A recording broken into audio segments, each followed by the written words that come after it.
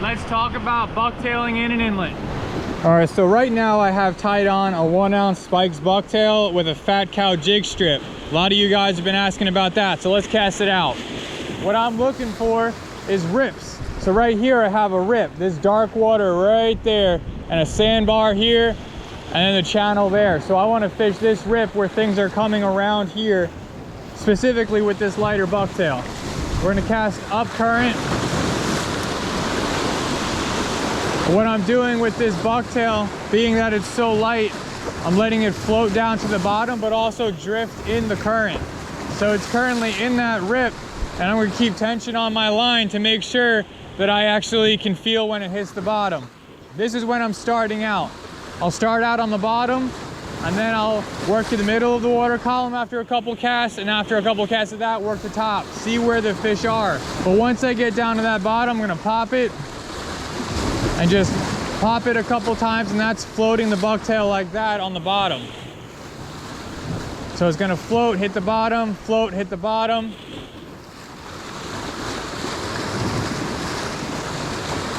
I don't want to move it too much. I want to keep it moving freely inside of that current.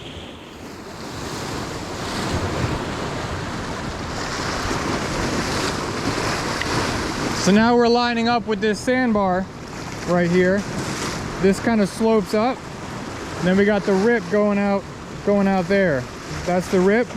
We're just letting that bucktail drift around that sandbar.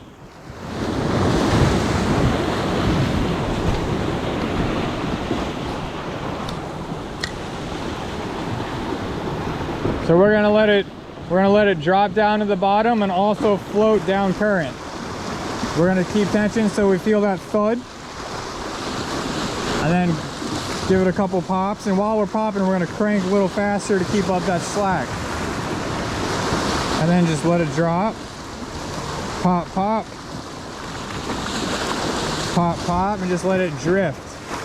Now we can speed it up. We can figure out what the fish want. Maybe do 1, 2, 3, 4, 5 cranks. Really, we're just trying to figure out where the fish are at this point. Now, don't get me wrong. This is a really light bucktail for fishing inlets. It's a 1 ounce bucktail. You can use up to 2, 3, 4, 5, 6 ounce bucktails. This is just one technique, and this is one technique that I've caught a lot of fish doing. Most of my big fish come off of a 1.5 ounce while drifting or swinging a bucktail. But sometimes when the current's like this and you can get away with a 1 ounce, I like to do it as light as possible.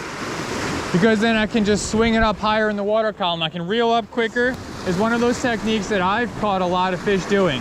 My biggest bass came off of doing this exact technique with a 1.5 ounce Spikes bucktail. So really, it's just trying to figure out where the fish are and how to properly set up your bucktail to get to them and in front of their face to entice them. A lot of times casting a 5 ounce bucktail or even a 3 is gonna get real tiresome on your shoulder, especially if you're a little older, on your back, casting it, it just gets real painful.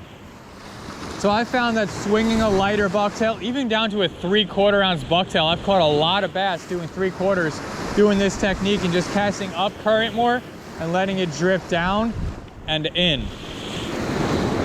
I mean, this could work on an outgoing tide, incoming, it doesn't matter. Just find that rip and drift a bucktail, give it a couple pops. If they're in the middle of the water column, reel up so that your bucktail's in the middle and just work it properly. Same way, pops, just in the middle instead of the bottom.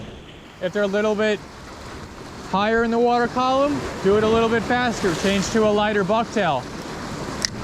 One thing you want to pay attention to though are those hooks.